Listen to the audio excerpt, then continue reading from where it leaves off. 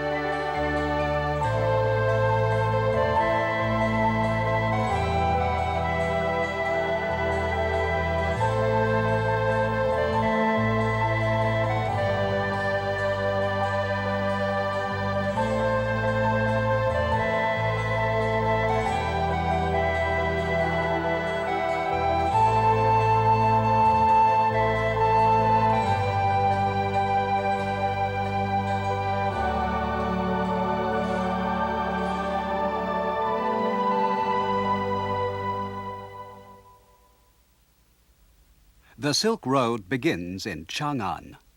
To the west lie Persia and Rome, and to the south, India. If you continue eastwards, you eventually come to Korea and Japan. The Silk Road ends in Chang-An as well, the place people came to for silk and for Eastern culture. Already more than 2,000 years ago, Chang-An was a center of exchange between East and West.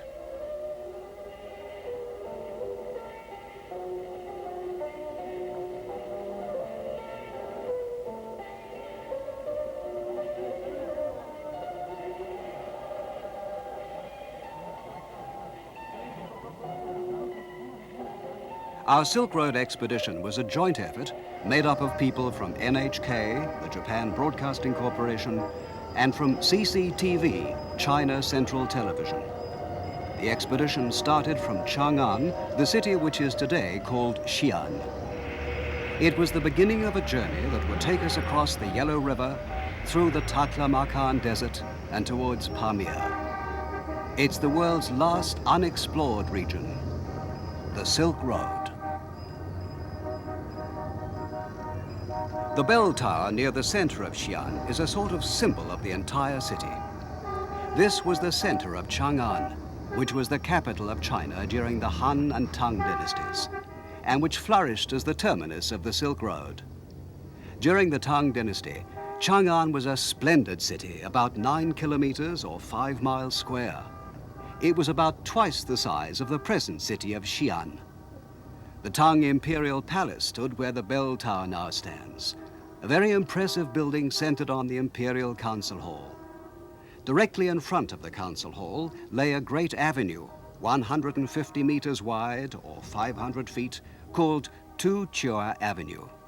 This was the city's main thoroughfare, and other streets branched at right angles from it, forming square city blocks, like a chessboard. In the eastern part of the city were marvelous buildings, such as the Qin Palace of the Emperor Xuanzong. And merchants came to Chang'an from all over the world. Merchants from the east congregated in what was called the Eastern Market, and those from the west in the Western Market. Here, foreign traders could find lodging houses and take part in the city's thriving business. And leading westwards from Chang'an was the Great Silk Road.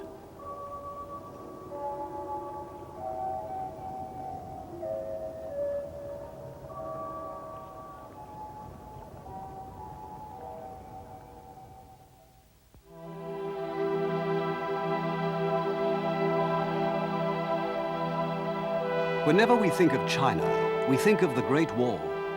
And whenever we think of the Great Wall, our thoughts turn to the Emperor Qi Huangdi, who started to build it.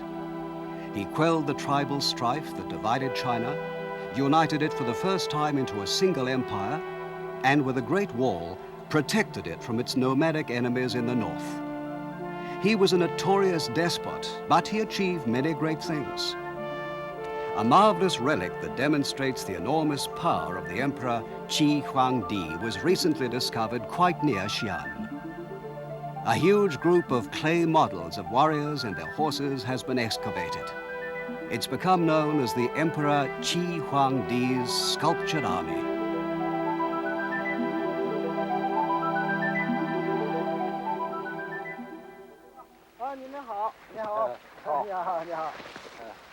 いやすいませんな。对不起啊。ああ。杨さんというのはどの人ですか？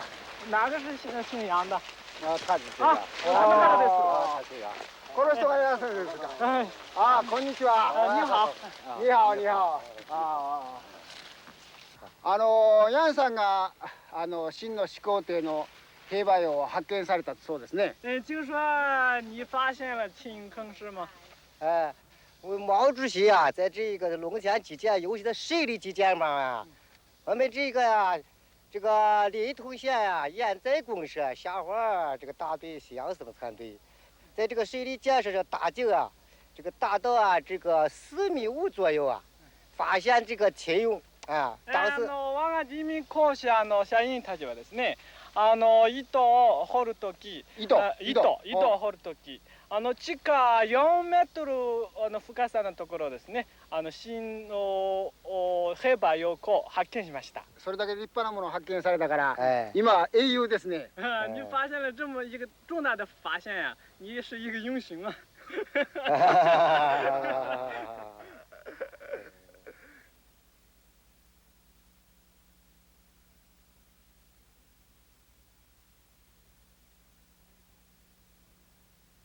The clay army was discovered after it had been in the ground for 2,200 years. Since it was first unearthed in 1974, no foreigners have been allowed to film it or take any pictures.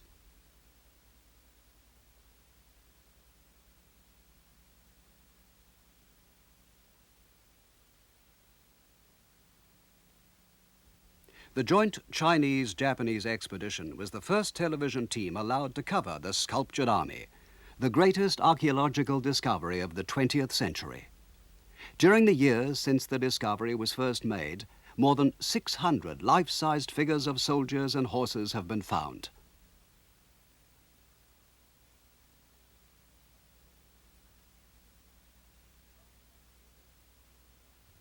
But they have only excavated about 1/10 of the whole area. When they've all been uncovered, it's expected there'll be more than 6,000 figures.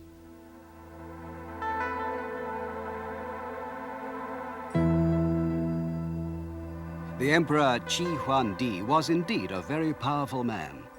He once said, "I am the Emperor Qin, and my name will be passed down to the 2nd, the 3rd, and even to the 10,000th generation." He even wanted to conquer the world which comes after death.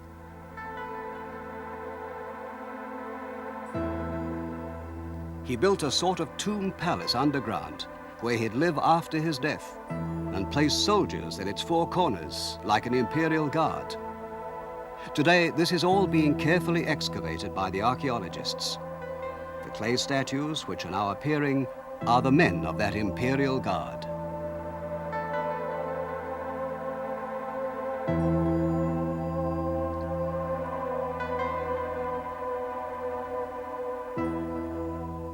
In the famous Chinese history book called the Chronicles, the underground palace is described like this.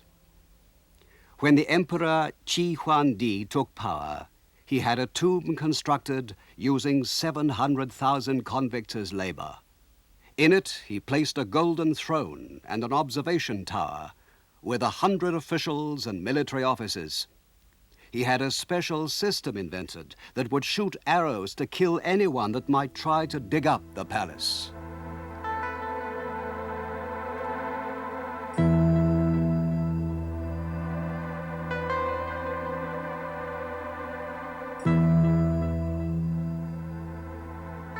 But the reign of this great tyrant, who boasted that his name would be passed down for centuries, only lasted for a brief 15 years.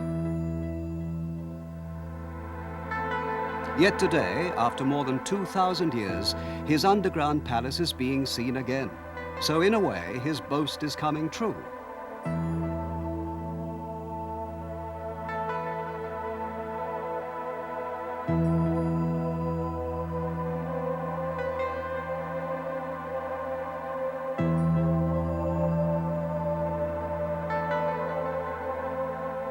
The archaeologist in charge told us that to complete the excavation will take about another 20 years of work. He invited us to come back in the year 2000 and told us we'd be welcome.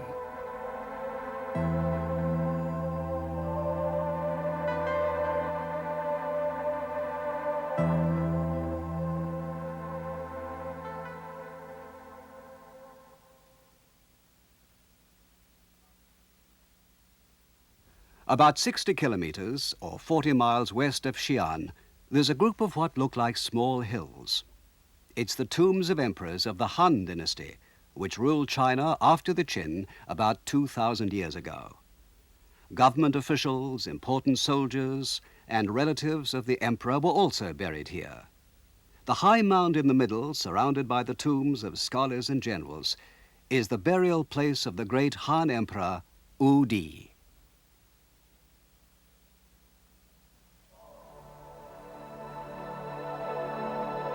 It's about 46 meters high, or 150 feet, and about 230 meters wide at the base, or 250 yards.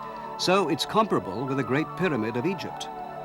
The Emperor Wu Di was master of China, and to help him conquer the Xiongnu to the north, probably the ancestors of the Huns, he decided he ought to make a military alliance with a country to the west called Yuezhi.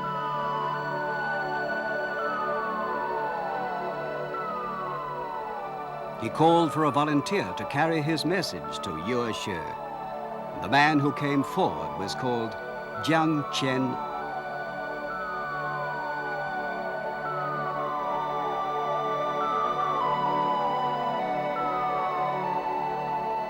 Jiang Qian set out towards the west with a guide called Gan Fu and about 100 companions.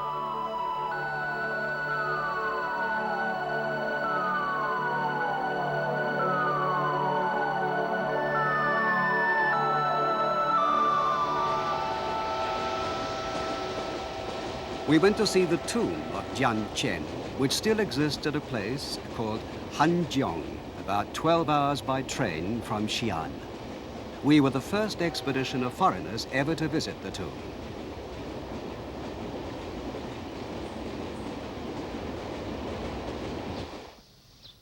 Jiang Qian's mission ended in failure, for the emperor of Yuezhi had no interest in an alliance with China. Jiang's journey took him 13 years, and he was twice taken prisoner by the Huns. All of his followers were lost, and when he finally returned to Chang-An, he only had Gan Fu with him, and they were both in a miserable state.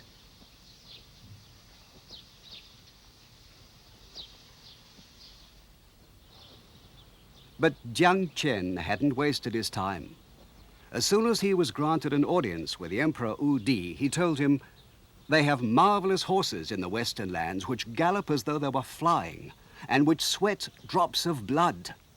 They're descended from what are called heavenly horses." The Emperor Wu Di was fascinated at the description of these wonderful horses.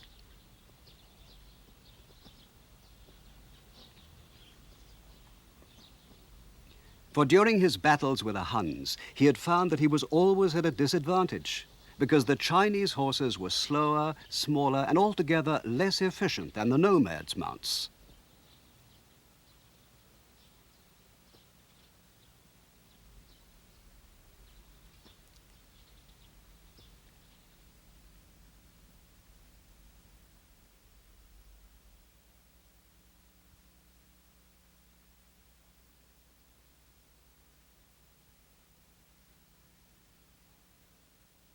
This is the Maoling Museum, near the tomb of the Emperor Wu Di. Here we saw statues of Huns being trampled underfoot by Chinese on the horses that sweat blood.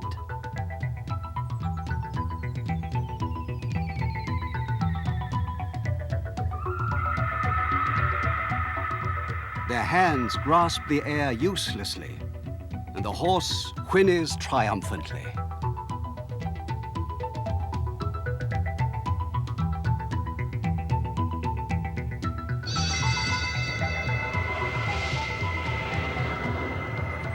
After he had obtained some of the famous Western horses, the Emperor Wu Di organized a campaign against the Xiongnu. His army was commanded by a young general called Puo Jiubing. Handling his new cavalry skillfully, young General Puo fought and won battle after battle with the mounted armies of the Xiongnu. He went on to conquer an area west of the Yellow River called the Heshi Corridor, and returned in triumph to Chang'an with no less than 100,000 prisoners. Fortresses were built in the Heshi Corridor, and a road between Han China and the West was established. Thus, the Silk Road began. For China, the new road had a double importance. From the West, they could get the precious heavenly horses, and they could export Chinese goods and culture abroad, especially silk.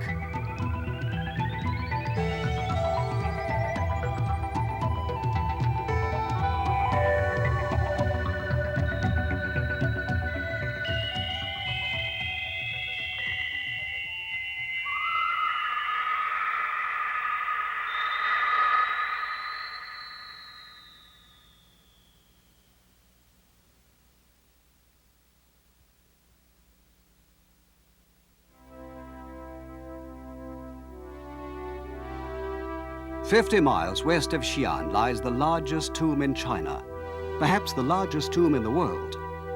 It's the burial place of the third emperor of the Tang dynasty, which started in 618 AD. His name was Gao Zhong, and his empress who was buried with him was called Wu Zetian. Wu Zetian, who ruled alone for 50 years after the death of her husband, was the only empress in the entire history of China. During her reign, China flourished, and its capital, Chang'an, became the biggest and busiest city in the world, with a population of more than 1 million people. The Tang dynasty was the greatest dynasty in all China's history, the flower of the dynasties. The capital, Chang'an, was a veritable peony blossom, and the empress Wu Zetian was like the queen bee among its petals. This tomb, called Qianling, was built into a mountain 1,048 meters high, or 3,000 feet, and it represents a peak in China's history. Soon they'll start to excavate it properly.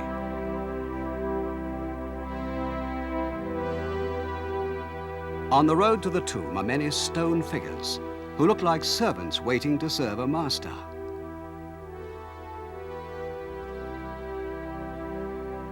These 10 figures are each 4.5 meters tall, or 15 feet, and they represent well-known military and civilian officials who served the Emperor Gaozong. They're realistically carved, and they're believed to have been sculptured from life.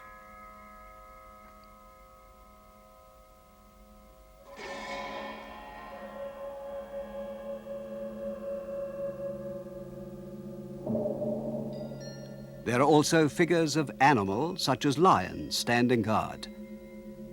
The winged figures are typical of the style of the Western lands.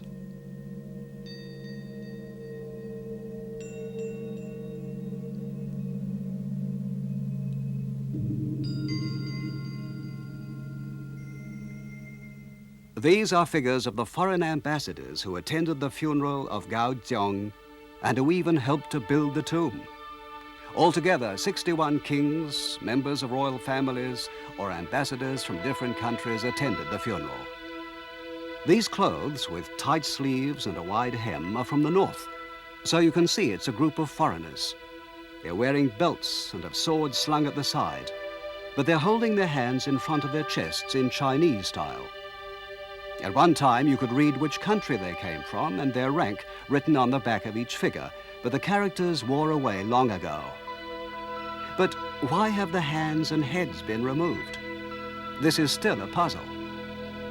That great funeral, held almost 1,300 years ago, and yet attended by representatives of 61 countries, shows how important China and its capital of Chang-An were in those days.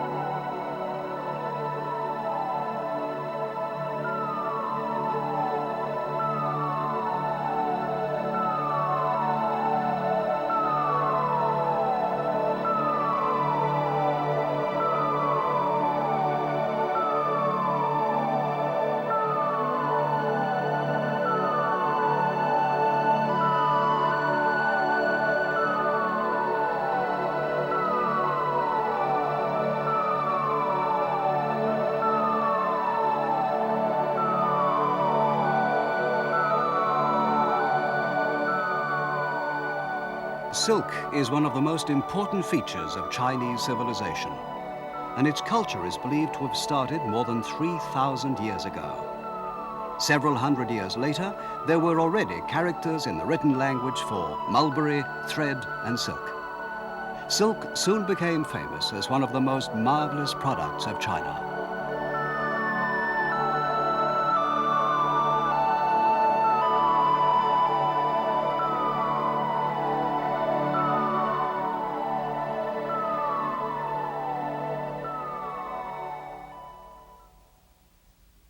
This is the tomb of Princess Yong Tai, near the Quanling Mound.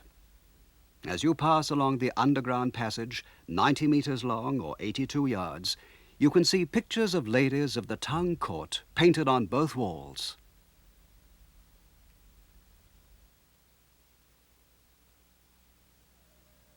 The silk that drapes these ladies was described by a poet of the Tang dynasty. He said, "Silk is a heavenly thing, with threads like geese flying through the autumn sky. Its color is like spring reflected in a lake."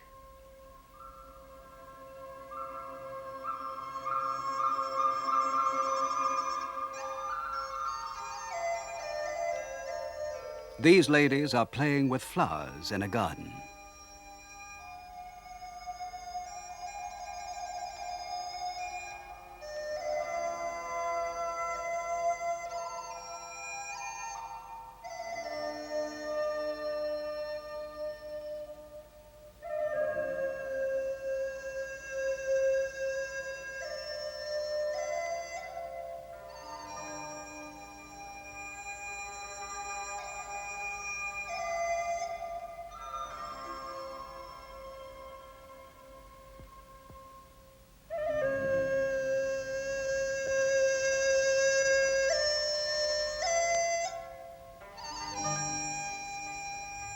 Another poet wrote about the mistress of a Tang emperor. Her smile brings 100 charms to her eyes, and her beauty has the fragrance of the 6 shrines.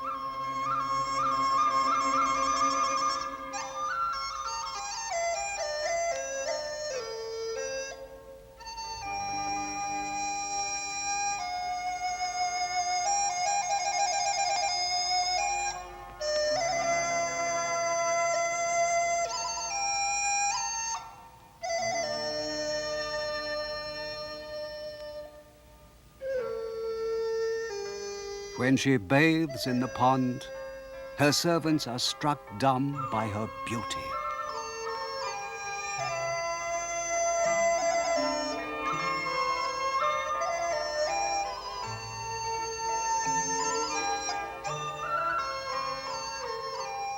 "3,000 lovely maidens serve the emperor, but he has eyes for only her."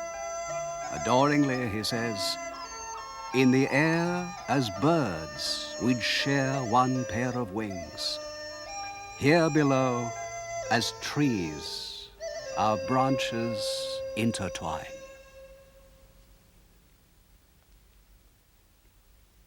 This wall dates only from the Ming dynasty, but 700 or 800 years before it was built, the Tang city was 8 times as big and measured 10 kilometers by 8 kilometers, or 6 miles by 5 miles. It was the biggest city in the world, bigger even than Baghdad in the west. Inside the city walls were markets, where business was done by traders from all over the world.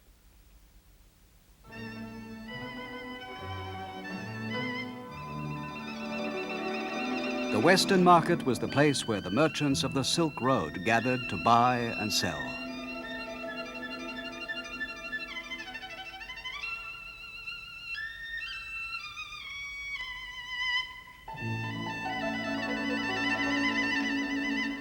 The Western market had other attractions, including music.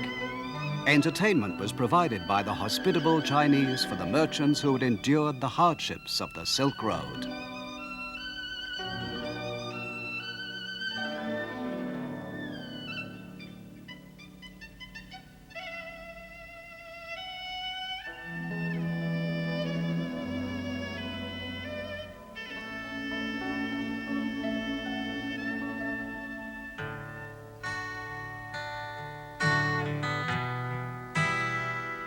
Merchants from Rome, from Persia, and from Central Asia all gathered at the Western market.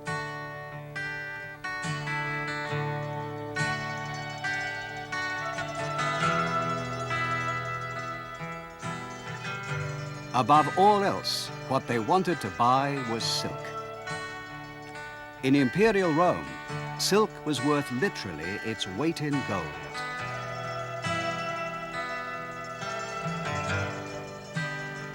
Objects that show how international Chang-An was have often been excavated in Xi'an.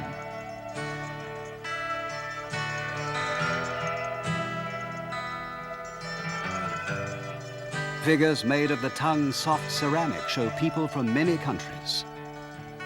They've even found ancient Japanese coins.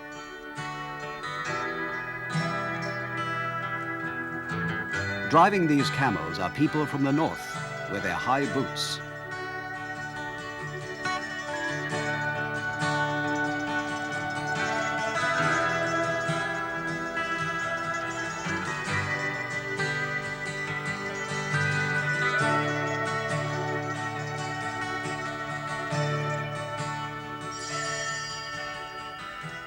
Cultural exchange was flourishing, and a new Silk Road culture was beginning.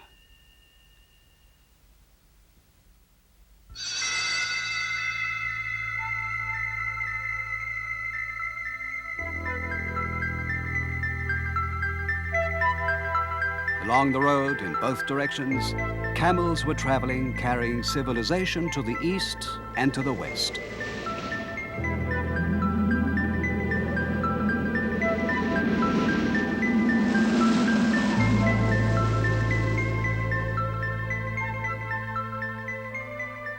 This silken artificial flower was found at an important town on the Silk Road called Turfan, about 1,500 kilometers west of Chang'an, or 900 miles.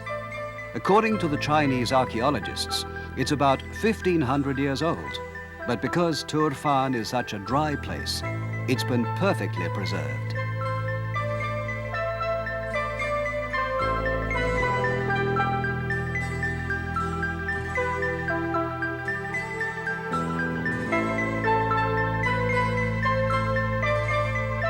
Here, a wolf is attacking a traveler on the Silk Road. The Taklamakan Desert, where this was found, is known as a place where the only milestones are the whitened bones of the dead.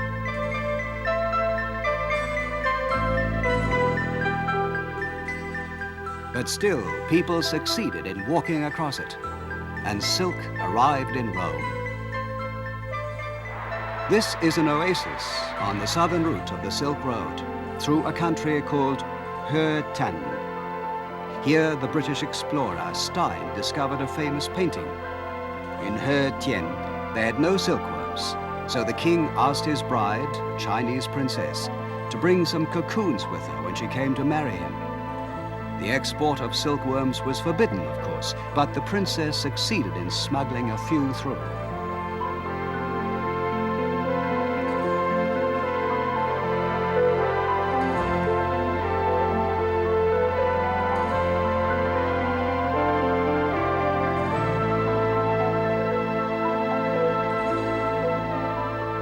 Here you can see one of the princess's ladies-in-waiting pointing to her crown.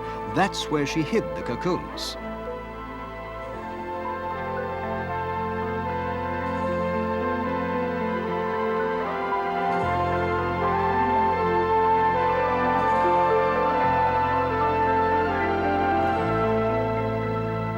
Eventually, the silk crossed the mountains of Pamir, the deserts of Arabia, and arrived in distant Rome.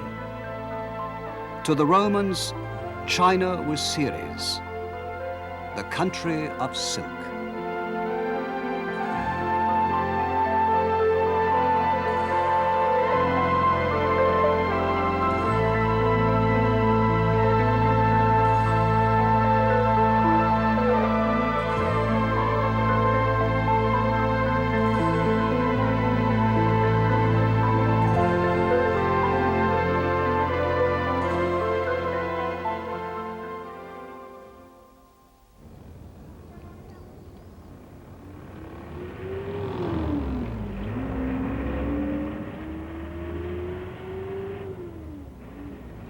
The city of Xi'an is in China's Shanxi province. It has a population of 2.5 million, about twice as many as in ancient Chang-An.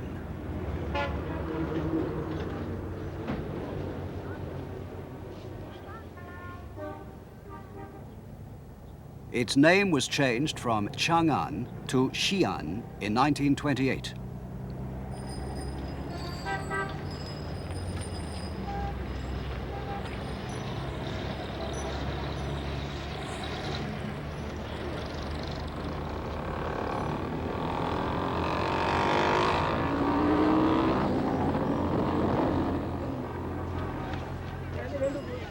We wanted to see what was left in today's city of ancient Chang-An, the capital of 11 Chinese emperors long ago. We were looking especially for evidence of the cosmopolitan culture that came to Chang-An in exchange for its precious silk.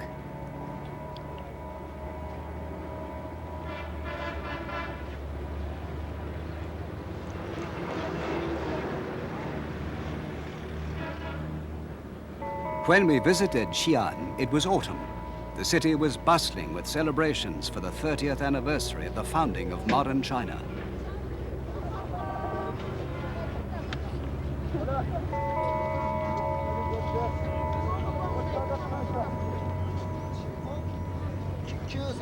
On the street corners, they were selling watermelons. In Chinese and in Japanese, too, the characters for watermelon mean Western melon. The watermelon was brought from the west along the Silk Road. It's said that pomegranates, too, first came here from Persia. Many other fruits and vegetables have the character for xiongnu in their names, including cucumbers, walnuts, sesame, broad beans, garlic, and carrots. They all tell the story of travel along the Silk Road.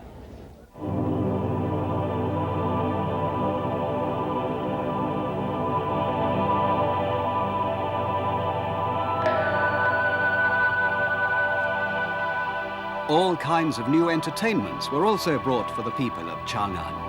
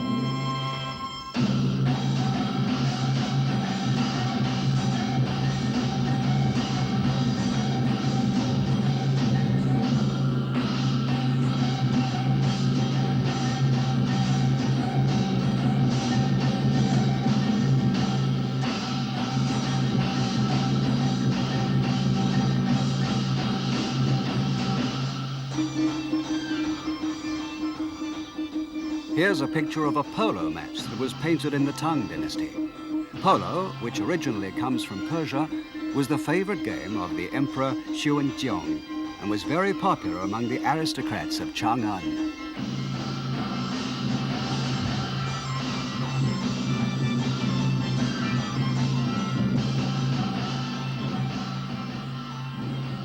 Polo, which came to China from the West more than 1,000 years ago, is still today enjoyed by the young men of Mongolia.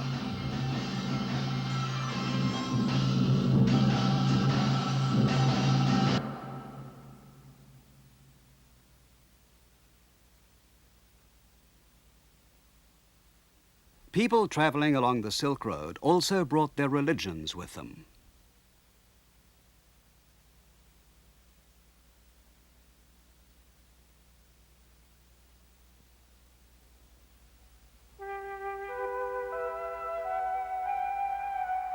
The Nestorian sect of Christianity is said to have come to Chang'an in the year 635, and the Chinese called it Jingjiao.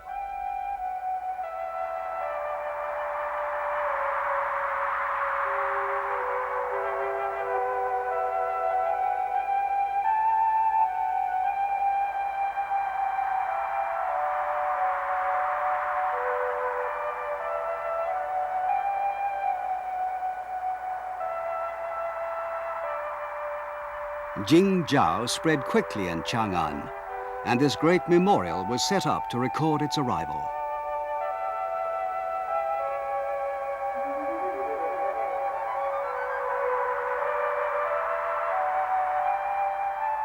The names of the believers are written both in Chinese characters and in Syrian writing, evidence of how international Chang'an was.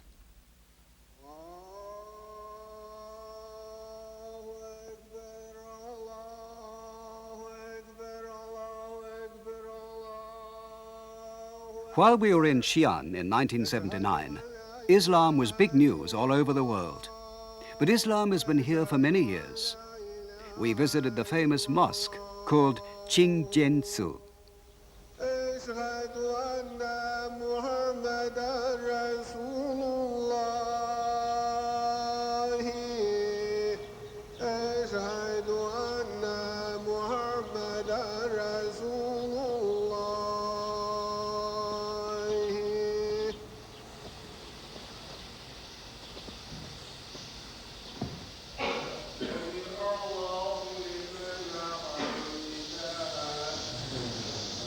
We only took pictures from behind, as the Muslims don't like to be photographed praying.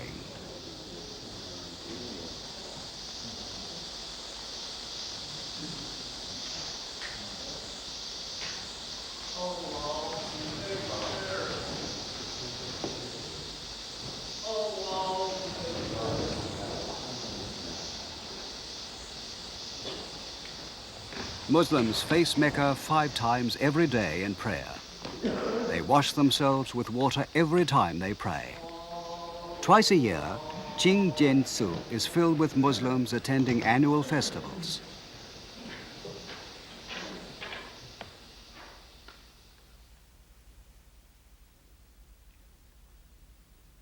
During the Tang dynasty, it's recorded that the city had 1,000 Muslims. Today, there are more than 10 times as many.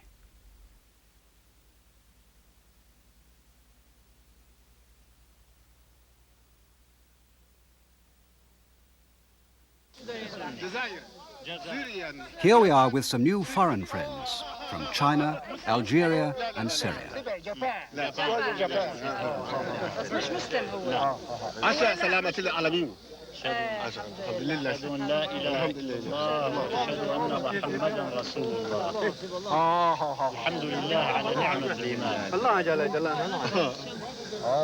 Syria, Algeria, Sydney, Japan.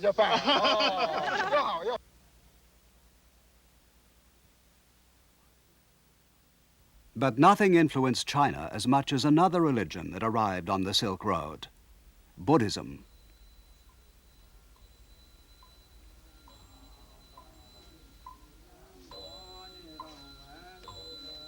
We visited the Xingjiao Tzu, which is where a famous Buddhist priest of the 7th century is buried.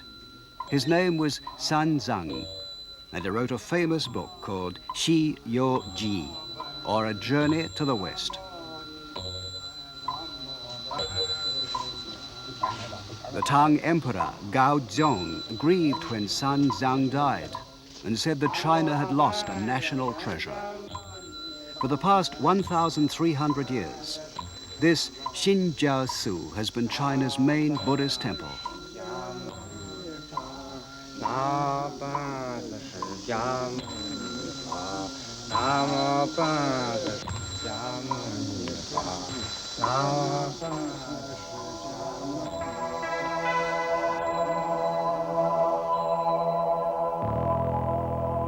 His main claim to fame is that he traveled all the way to India. In those days, it must have seemed like the end of the earth, to bring back Buddhist scriptures.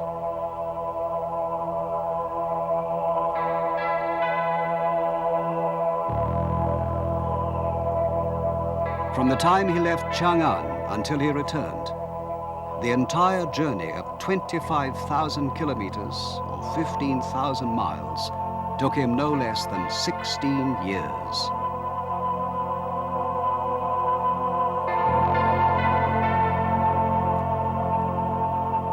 He brought back 657 rolls of Buddhist sutras from India, and it took 24 horses to carry them all. As soon as he'd returned to China, he started the immense job of translating them all into Chinese. The influence San Zhan's journey had on China is incalculable. And what he accomplished, he did as a pioneer on the Silk Road.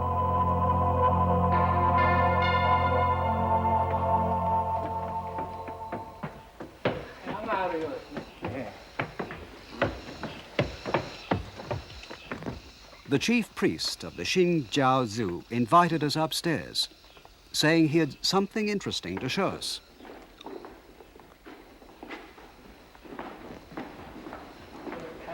Oh.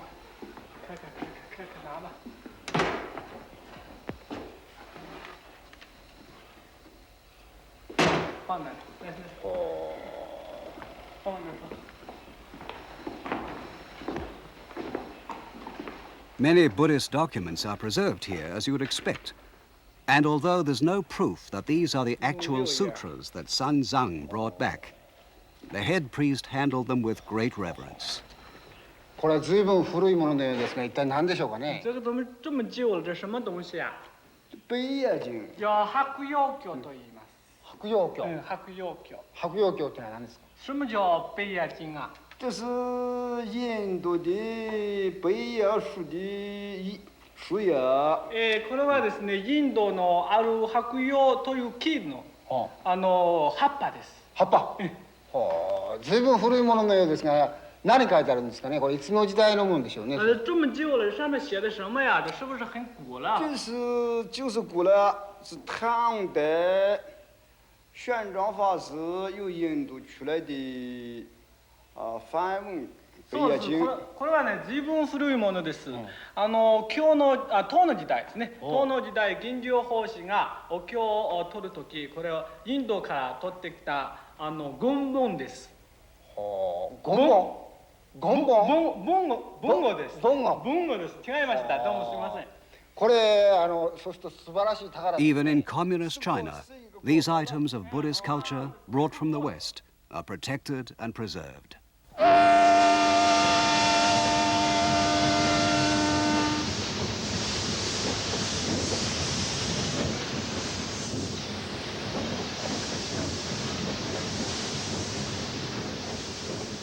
Xi'an is a transit point on the modern Silk Road that starts from Shanghai, the gateway to the ocean, and runs to Urumqi, the international city in the inner continent.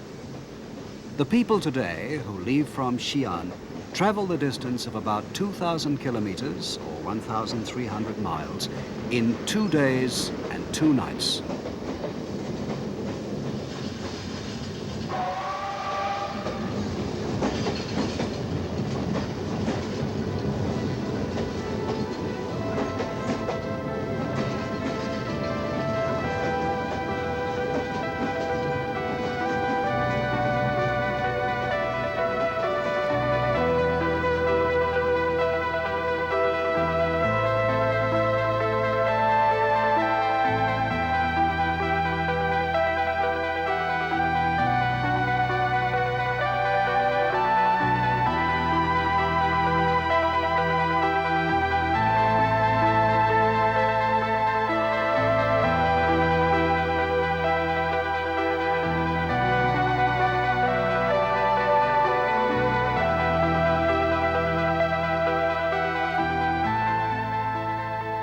The river Wei Shui flows through the northwestern suburbs of Xi'an. When people set off westwards along the Silk Road, this is where their friends and relations would see them off.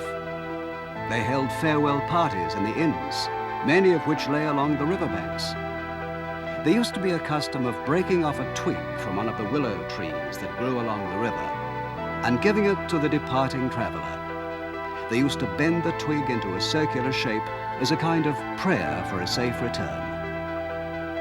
Many great works of Chinese literature have been written about the pain of parting at the beginning of the Silk Road, but none more famous than the words of the Tang poet Wang Wei. The traveler's willow tokens are fresh and green, and I offer you a toast, for you are departing towards the setting sun, and soon you will be a part of the past.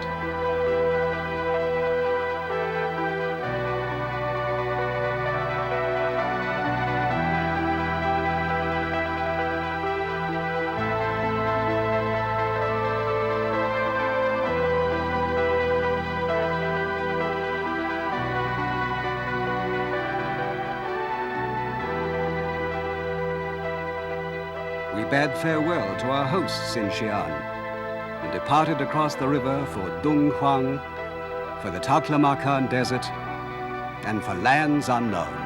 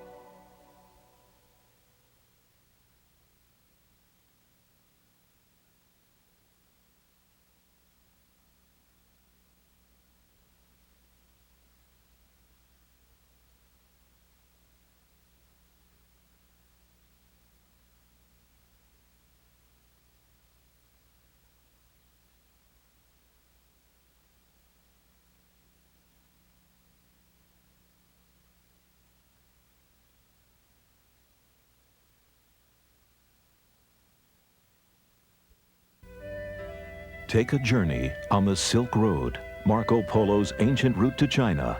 Produced at a cost of $50 million and requiring over 10 years to produce, the Silk Road video collection is comprised of separate adventures linking ancient and modern-day Asia. Broadcast to outstanding critical acclaim in over 25 countries, the Silk Road is now available on video for the first time. With the entrancing music of Guitarro as a backdrop, each of the episodes in the collection focuses on the history, art, and culture of one of the world's most inaccessible regions. In the Glories of Ancient Chang-An, you'll visit the starting point of the Silk Road, Chang-An, the world's largest city in the 7th century. You'll see the incredible clay army. Buried for almost 2,000 years, the discovery of these 6,000 statues was an archaeological triumph, and the Silk Road crew were the first foreigners allowed to photograph it. Thrill at the sculptures deep in the world's largest tomb, and then enter China's most hallowed Buddhist temple. Examine the hidden underground murals of a legendary princess, and walk the only man-made object visible from outer space, the Great Wall of China. In 1,000 kilometers beyond the Yellow River, you'll cross the Yellow River in a goatskin raft. Gaze in awe at the same giant Buddha that Marco Polo saw 700 years ago. Look with amazement at the huge water wheels that irrigate miles of Chinese croplands, and visit the secret caves of Bingli Sea, never before photographed by a television crew. Then transverse the forbidden corridor between the mountains and the Gobi Desert, where the Huns battled the Chinese for control over the most prized horses in the world. In the art gallery in the desert, you'll tour the legendary Magao Caves at Dunhuang, over 500 caves filled with more than 3,000 murals and statues, dating back to the 4th century AD, an oasis of history located in the middle of the Gobi Desert. These incredible man-made caves are an architectural masterpiece and the dream of art scholars around the world. Now, you will be among the first Westerners to visit them, and you'll see for yourself why these artifacts are considered to be among the most priceless treasures on Earth. In the Dark Castle, you'll encounter a mysterious ghost castle situated in the Gobi Desert. These ruins are all that remain after Genghis Khan obliterated the legendary city of Karakoto and exterminated the people that built it. After the Russian explorer Kozlov unearthed the castle, he took its incomparable treasures to the Russian art museum, the Hermitage. The castle, believed by the Chinese to be cursed, has not been entered for over 50 years until now. The castle stands near the Russian-Chinese border and is in a sensitive military zone normally closed to anyone but the Chinese army. You can only visit this region today via the Silk Road. The journey continues in search of the lost kingdom of Lulan, where you'll discover a lost kingdom which vanished into the sands of the desert. Join the first journey in half a century to seek these ruins. You'll uncover Silk Road relics that have been buried for over a millennium, and you'll unearth a mummy that's been preserved in a secret grave for over 2,000 years. The wind-carved rocks of the desert surround you at every turn. You'll gaze in amazement at the beauty that has taken nature and eternity to create. Across the Taklamakan Desert, you'll be the first foreign visitors in over 75 years to visit the ancient Buddhist city of Muran. Visit the beautiful home of a Chinese farmer and his family, and the gardens and vineyards that surround their land. Meet nomads in an oasis town, and be delighted as the village children sing and dance for you. You'll then attempt to cross the desert described by the locals as the place from which nothing living returns. After losing your way in the 120-degree heat, your caravan will stumble into ancient ruins and then attempt a night escape across the desert to safety. The Silk Road is an opportunity to travel through Asia as never before possible. Experience a voyage into the past by visiting the present. Examine the art, thrill to the scenery, and enjoy the hospitality of the people of these far-off regions.